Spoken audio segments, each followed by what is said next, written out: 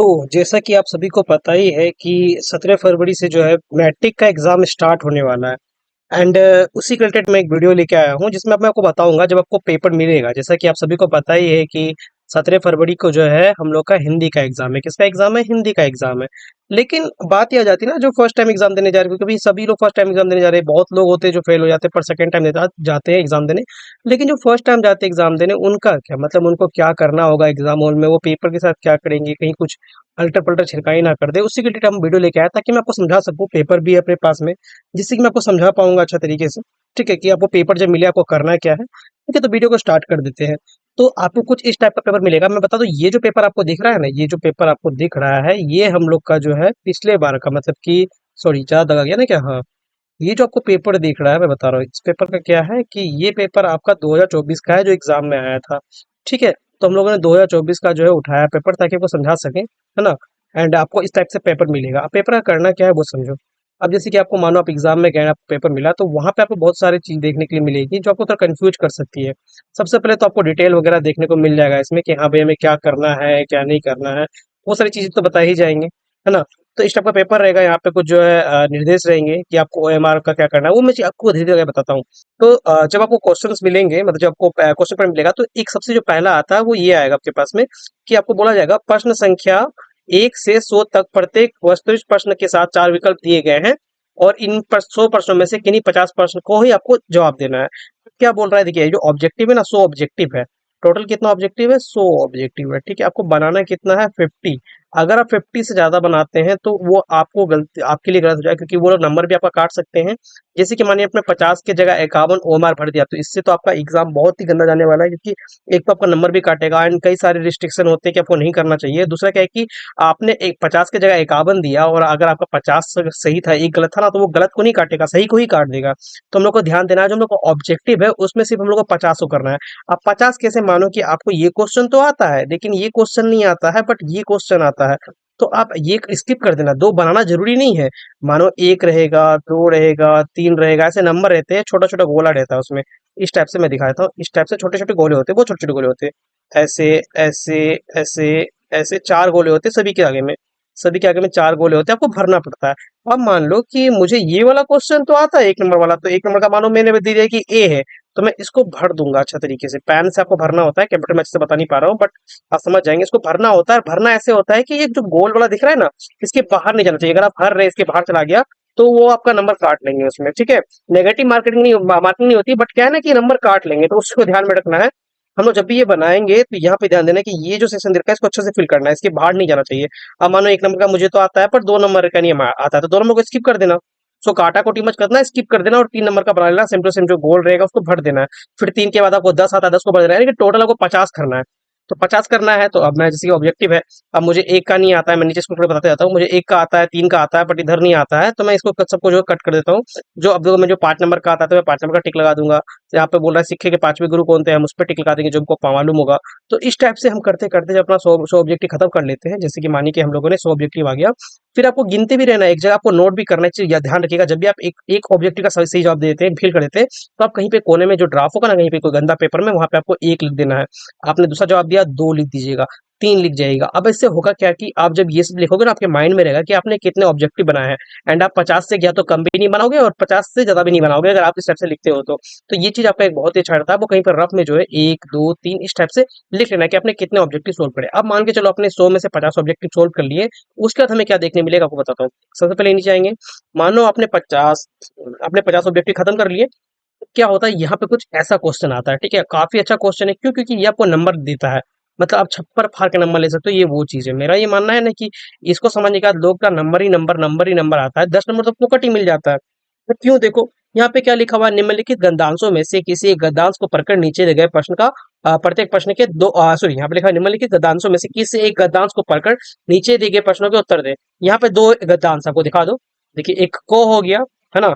यहाँ पे को है, को, ये देखिए को नंबर पे डिलीट करता हूँ। ये देखिए, यहाँ पे 2 गद्यांश है, एक को हो गया।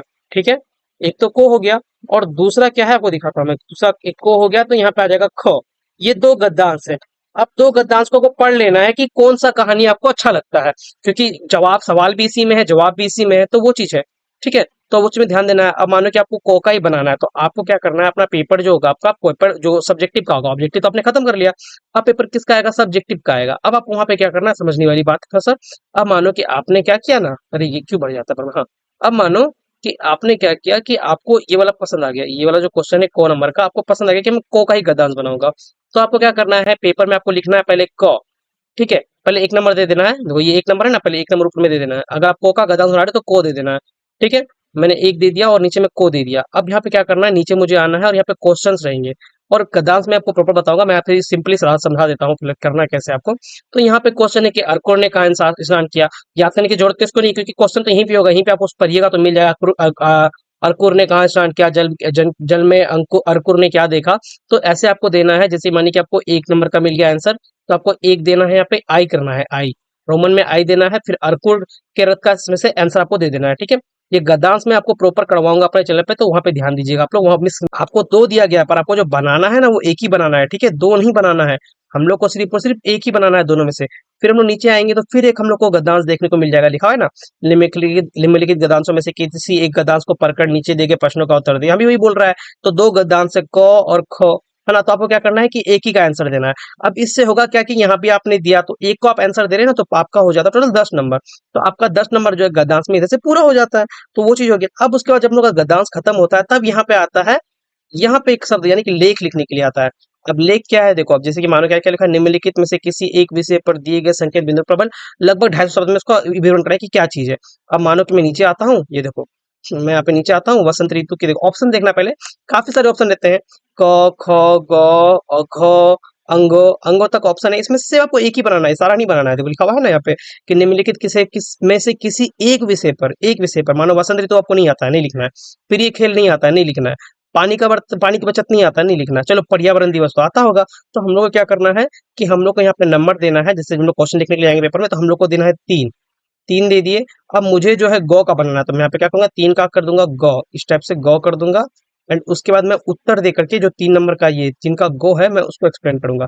जस्ट लाइक कि यहाँ पे हम लोग आते हैं, 3 का गो हुआ ना ये वाला, पानी की बचत। चलो पानी की बचत की हम इसको पहले डिटेल देंगे, पहले उसकी भूमिका लिखेंगे, फिर उसका महत्व लिखेंगे, फिर उसका उपाय लिखेंगे, बचाने के उपाय, ये सब उपाय, फिर उसका लाभ लिखेंगे कि हमें क्या लाभ मिलेगा, फिर उपसंहार के बारे में लिखेंगे। तो इस टाइप से मिलेंगे। तो ये करने से आपका क्या हो जाएगा, ये करने से आपका टोटल जो है 10 नंबर पक्का हो जाएगा। तो ये काफी दो गद्यांश हो गया और ये क्या बोलता है लेख हो गया। गद्यांश और जो निबंध है ये आपको 20 नंबर तो आराम से देता है, मतलब 5 नंबर तो आप मानना, 30 नंबर पास का होता है, 20 नंबर आपने इन दोनों में से भी उठा लिया।